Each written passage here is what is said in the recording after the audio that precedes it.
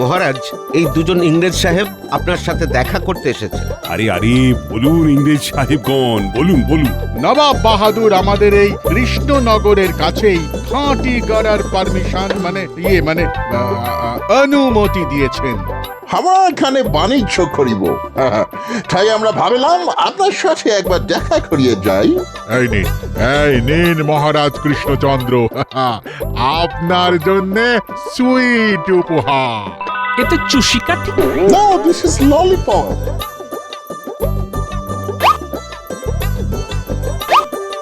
ধন্যবাদ ধন্যবাদ। প্রহরী, তুমি এনাদের জন্য পুষ্পস্তবক নিয়ে এসো। যথা আজ্ঞা মহারাজ।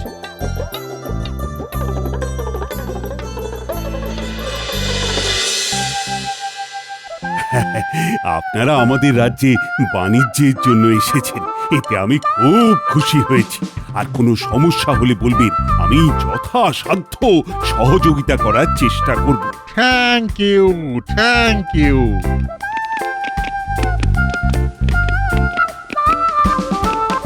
মহারাজ, ওরা আপনাকে ললিপপ দিল আর আপনি শুধু ফুল দিয়ে তাড়িয়ে দিলেন। দাঁড়িয়ে কোথায় দিলাম মন্ত্রী? ফুলের চেয়ে সুন্দর কিছু হয় না, তাই আমি মনে করি ফুলই হলো শ্রেষ্ঠ উপহার। না মানে ওরা আপনাকে খাবার জিনিস দিল, আপনিও ওদের খাওয়াতে পারতেন। মন্ত্রী মশাই, আপনি অন্তত খাবার নিয়ে কথা বলবেন না। এত খাচ্ছেন তবুও তো শরীরে কিছু লাগছে না। ফুলের ঘায়েও যেন আপনি মূর্ছা যান। কি বললে? আমি ফুলের ঘায়ে মূর্ছা যাই?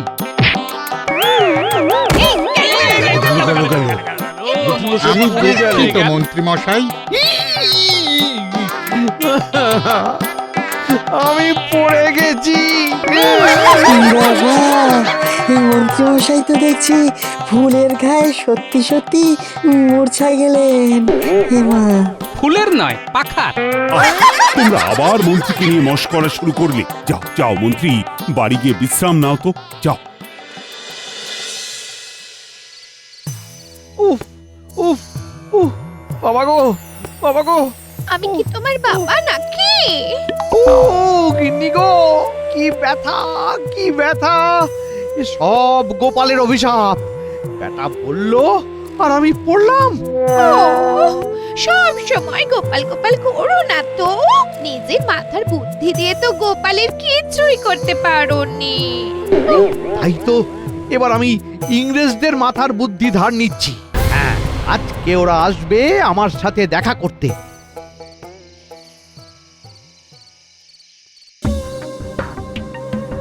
গুড ইভিনিং মন্ত্রী। ইভিনিং, গুড ইভিনিং, শুভ সন্ধ্যা। সন্ধ্যার শুভ নেই সাহেব, সন্ধ্যার শুভ নেই। একদিকে গোপালের মন্ত্রণা, তার উপর কোমরে যন্ত্রণা। তারপর তো সেই ব্যাপার, মন্ত্রী মশাই চিৎপটাং। মন্ত্রী মশাই চিৎপটাং। ওই বাঁকা মনের লোক পাখায় আহত হয়েছেন।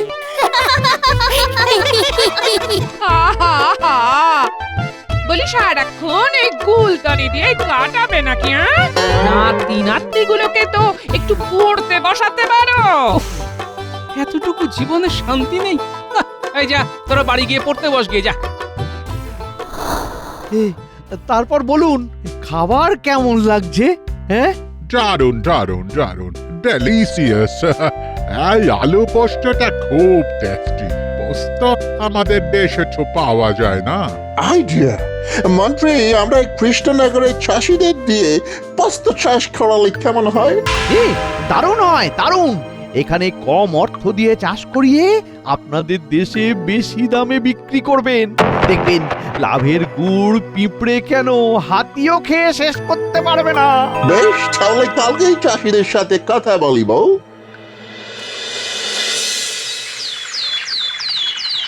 না না না, এ সম্ভব নাকি? আমার ধান জমি, কদিন পরে ফলন হবে। এখন ধান কেটে পোস্ত গাছ বসাতে পারবো না। আরে তুমি ব্যাপারটা বোঝার চেষ্টা করো, এটা তোমারই লাভ। না না বাবু, আমরা লাভ লোকসান বুঝি না। ঠাকুরের কৃপায় ধান চাষ করে আমাদের চলে যায়। কি হয়েছে পুঁটির বাবা? কোনো সমস্যা নাকি? এই দেখো না গোপাল দাদা, তখন থেকে এই সাহেবরা আমাকে জোর করছে আর ধান কেটে পোস্ত চাষ করতে বলছে। ওরা কি চাষ করবে না করবে সেটা ওদের ব্যাপার, আপনারা চুষি কাঠি খান কেমন? কিন্তু এতে ওনারই মুনাফা ছিল।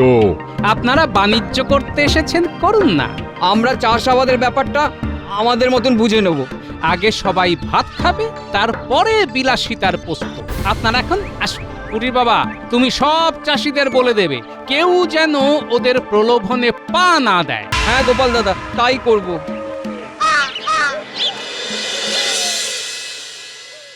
বুঝলে মন্ত্রী, একটাও চাষি পোস্ত চাষ করতে রাজি হলো না। আর হবেই না কি করে? চাষিরা সবাই গোপালকে গড ভগবানের মতো মেনেই চলে। ওই গোপালই আমার কপালটা পুড়িয়ে দিল। দেখুন, ওই চাষিদের মাথার ছাদ গোপাল আছে, আর গোপালের মাথার ছাদ হচ্ছেন মহারাজ। তুমি কি বলতে চাইছো মন্ত্রী? একটু খোলসা করে বলো তো। শুনুন শুনুন শুনুন, আমার কাছে একটা জবরদস্ত পরিকল্পনা আছে, যেটা অনুযায়ী কাজ করলে স্বয়ং মহারাজ ভিজে বিড়ালের মতন মিউ মিউ করবে। বলো মন্ত্রী। আচ্ছা, এটা ভালো বুদ্ধি দিয়েছো মন্ত্রী। তোমার কথা অনুযায়ী তাহলে কাজ শুরু হয়ে যাবে। হ্যাঁ, তাহলে আর কি?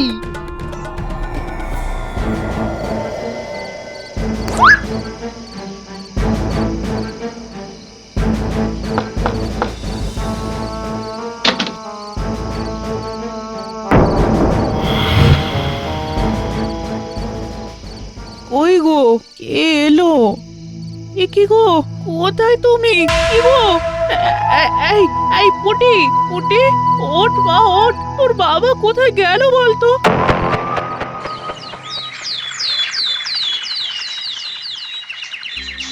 গোপাল দাদা, গোপাল দাদা, ও গোপাল দাদা। আরে পুটির মা, বলো বলো, এত হাঁপাচ্ছ কেন? কালকে রাতের বেলা থেকে পুটির বাবাকে খুঁজে পাওয়া যাচ্ছে না।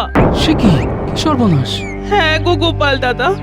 আচ্ছা আচ্ছা শোনো, আমি তো রাজসভায় যাচ্ছি, তুমি তুমি একটু পরেই রাজসভায় এসে সব ঘটনা মহারাজকে জানাও, বুঝলে? আচ্ছা।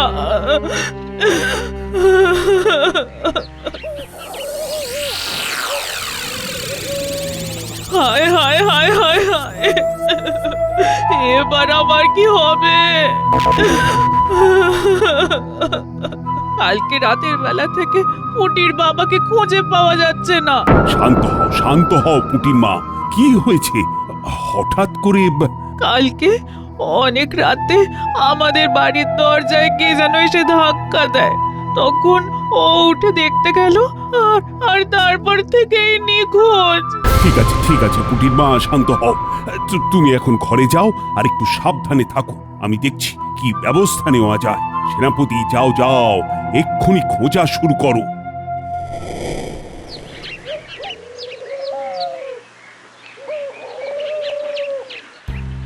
কি বলা নেই কওয়া নেই, হঠাৎ করে দিনে দুপুরে ভোলার দোকান বন্ধ কেন?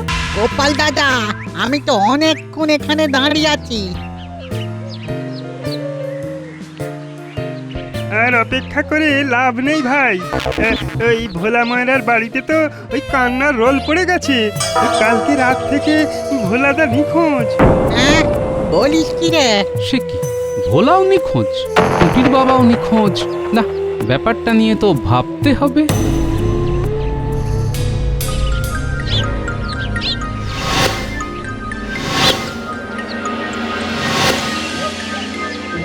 আরে আরে আরে আরে আরে, তোমার কি হয়েছে বলো তো?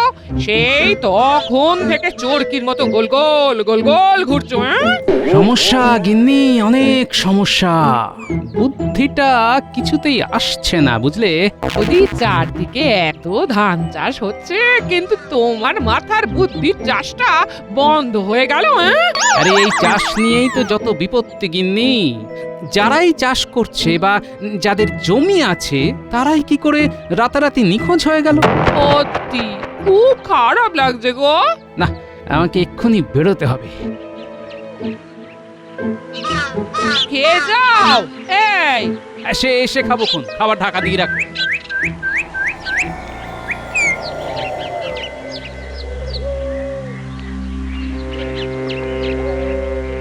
রে আমার বাবাকে কিভাবে খুঁজে পাবো দাদু? শোন, তোদের কিছু কাজ করতে হবে বুঝলি। ঠিক আছে দাদু। তোদের তোদের তোদের একটু মন্ত্রী মশাইয়ের পিছনে ছায়ার মতন ঘুরতে হবে। ঠিক আছে, আমরা এক্ষুনি কাজ শুরু করে দিচ্ছি। কিন্তু কিন্তু কি? আসলে ওরা তো এখনো কিছু খায়নি, মানে আমরা কেউই কিছু খাইনি, মাও রান্না করেনি। ও এই ব্যাপার। আচ্ছা ঠিক আছে, তোরা তোরা আমার বাড়িতে চলে যা, খেয়ে দে, তারপরে বেরিয়ে পড়। আচ্ছা।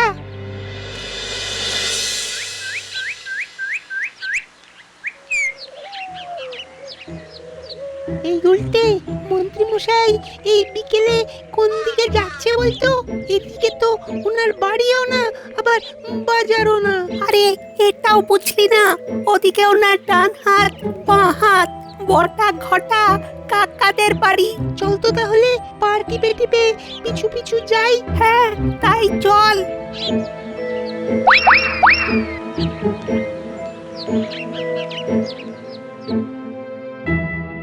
বুঝলি বটা ঘটা, অনেক কায়দা করে ইংরেজদের সাথে একটা পরিকল্পনা করলাম, কিন্তু এবার মনে হচ্ছে ব্যাপারটায় জল ভরে যাবে।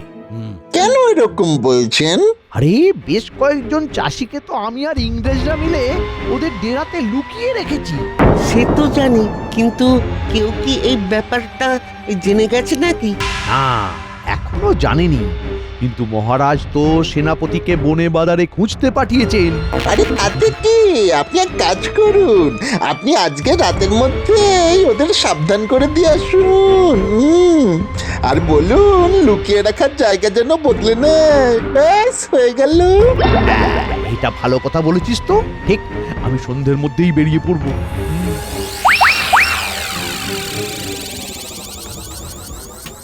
আচ্ছা, তাহলে আমার সন্দেহই ঠিক হলো।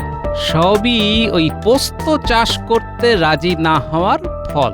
শোন, আমি একটা মতলব ফেঁড়েছি, এতে তোদের দ্বিধাও থাকবে। তার জন্যে আগে থেকে একটা চিঠি লিখতে হবে, ঠিক সময়ে ঠিক কাজ করতে হবে। আমরা তাহলে কি করব? তোরা পুরো ব্যাপারটা মহারাজকে আর সেনাপতিকে চুপি চুপি জানিয়ে রাখ, আর আমার পরিকল্পনা অনুযায়ী কাজ করতে থাক। তাহলে বলো কি তোমার পরিকল্পনা? শাবাশ, জবরদস্ত পরিকল্পনা। তোমার কথা মতন কাজ হয়ে যাবে।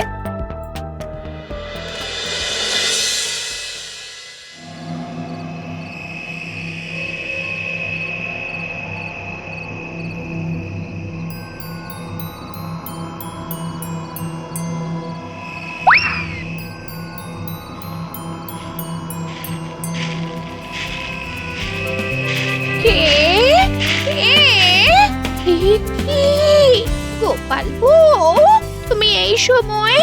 আহা, আমি কি আসতে পারি না দিদি? কিন্তু হঠাৎ করে এই সন্ধেবেলা? শুনুন না, আমার কথা, আমার জন্য একটা গয়না কিনে এনেছে। এই চলুন না, আপনাকে দেখাবো, চলুন। হ্যাঁ, আর যদি আপনার পছন্দ হয়ে যায় তখন আপনিও আপনার কর্তা ঠাকুরের কাছে বায়না করবেন। বেশ, চলো তবে।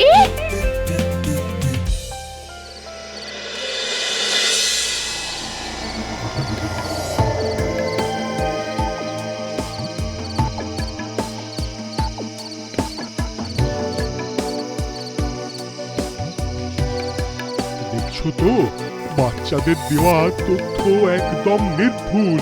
হ্যাঁ হ্যাঁ, তাই তো দেখছি সেনাপতি মশাই। ওদিকেই ইংরেজদের ডেরা, আর ওদিকেই মন্ত্রী মশাই যাচ্ছেন। মশাই চলে গেলেই আমরা সদল বলে আক্রমণ করব। হ্যাঁ সেনাপতি মশাই, কিছুক্ষণ পরে আরো কয়েকজন প্রহরীও চলে আসবে। এখন শুধু দূর থেকে লক্ষ্য রাখো। বল বল, তোরা পোস্ত চাষ করবে কি না? না সাহেব, ধান কেটে পোস্ত চাষ করতে পারবো না। আমার তো সামান্য 3 বিঘা জমি, আমাকে ছেড়ে দিন। চুপ! সাহেবরা শুনুন শুনুন, আরে মহারাজ কিন্তু খোঁজ খবর করার জন্য লোক পাঠিয়ে দিয়েছেন, তাই এদেরকে আজ রাতের মধ্যেই অন্য কোথাও সরানোর ব্যবস্থা করুন। সে কি মন্ত্রী? হ্যাঁ, দরকার হলে আপনাদের দেশে এদের নিয়ে গিয়ে বিনা পয়সায় চাষ করান। এইটা তুমি ভালো বুদ্ধি দিয়েছো। এদের গোপনে জাহাজে করে আমাদের দেশে নিয়ে যাব।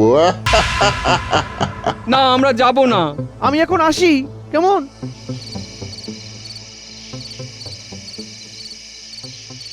ওরে তোদের কর্তার বিপদ, মন্ত্রী মশাইয়ের খুব বিপদ। চল চল। সে কি? কোথায়? আরে চল তো আগে।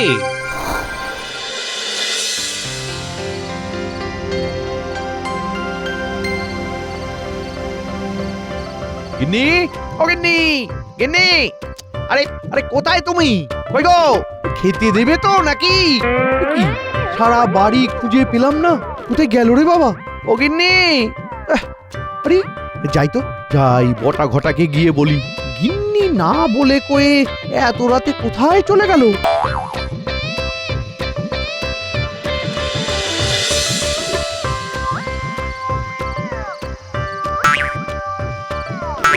কি আরে বটা ঘটাও তো বাড়িতে নেই, এরাও কোথায় গেল? কি হচ্ছেটা কি? এখন আমি কাকে খুঁজবো? একুল ওকুল দুকুল হারিয়ে গেল আমার। এ কেমন রান্না হয়েছে বললেন না? সে তো ভালোই হয়েছে, কিন্তু গয়না তো দেখালে না। গয়না? এই গয়না তো একটা বাহানা মাত্র, আপনাকে এখানে ধরে রাখার জন্য। হ্যাঁ, তার মানে আমাদেরকেও ধরা হচ্ছে। হ্যাঁ, গৃহবন্দী। গরিব নিরীহ চাষিদের ধরার এই শাস্তি। তবে আদর যত্নে কোনো খামতি হবে না, এই 2-1 দিনের মধ্যেই ছেড়ে দেব। ও তাহলে ঠিক আছে।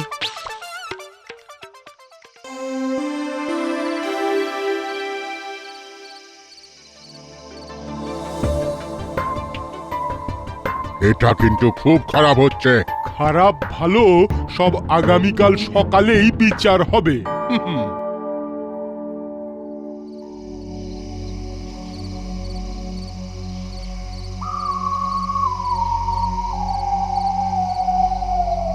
কি কি সব গেল কোথায়? সাহেবরাও তো দেখছি চলে গেছে। আমার সাথে এটা কি হচ্ছে? আমি তো মাত্র কয়েকটা চাষিকে নিখোঁজ করেছিলাম, এখন তো দেখছি আমার কাছের লোক সবাই নিখোঁজ হয়ে যাচ্ছে।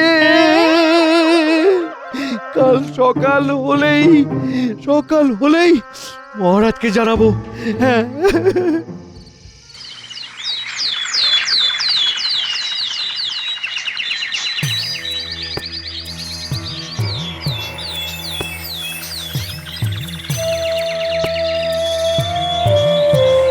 মন্ত্রী মশাই, আপনাকে এই চিঠিটা একজন দিয়ে দিতে বলল। কে? কার চিঠি?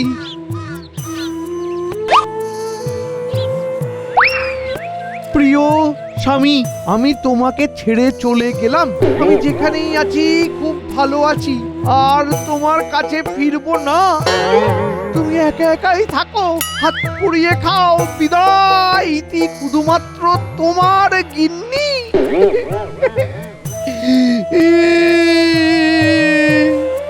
এ আমার সাথে কি হচ্ছে? আমার গিন্নি আমাকে ছেড়ে চলে গেল। এবার আমি কি করব? হ্যাঁ হ্যাঁ হ্যাঁ হ্যাঁ, আমার মাথা কাজ করছে না, আমার মাথা কাজ করছে না গো। ও গিন্নি, আমি এবার কোথায় যাব গো? হ্যাঁ, ষড়যন্ত্র, আমি এক্ষুনি অভিযোগ জানাবো। হ্যাঁ,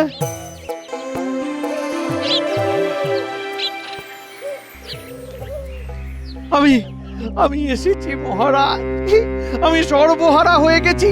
আমার বউ চলে গেছে, বটা ঘটা নিখোঁজ, সাহেবদের কেউ দেখতে পাচ্ছে না মহারাজ। বেশ হয়েছে, যেমন কর্ম তেমন ফল। তুমি নিশ্চয়ই কোনো পাপ কাজ করেছো। হ্যাঁ মহারাজ, হ্যাঁ, আমি পাপী। আমাকে পাপের শাস্তি এভাবে পেতে হবে জানতাম না। কি পাপ করেছেন মন্ত্রী মশাই? সব গরিব চাষিদের আমি চক্রান্ত করে লুকিয়ে রেখেছিলাম, আর এই ইংরেজরাই এই কাজে আমাকে সাহায্য করেছিল। কিন্তু ব্যাপারটা ঘুরে গেল, তাই না?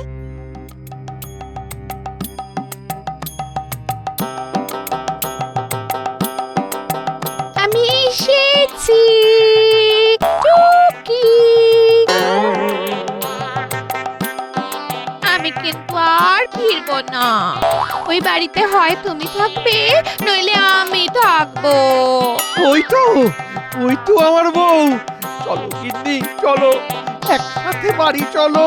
না মন্ত্রী না, তুমি আর বাড়ি ফিরতে পারবে না। তুমি এক্ষুনি নিজের মুখে সব দোষ স্বীকার করেছো, তাই এখন তোমার স্থান হলো কারাগারে।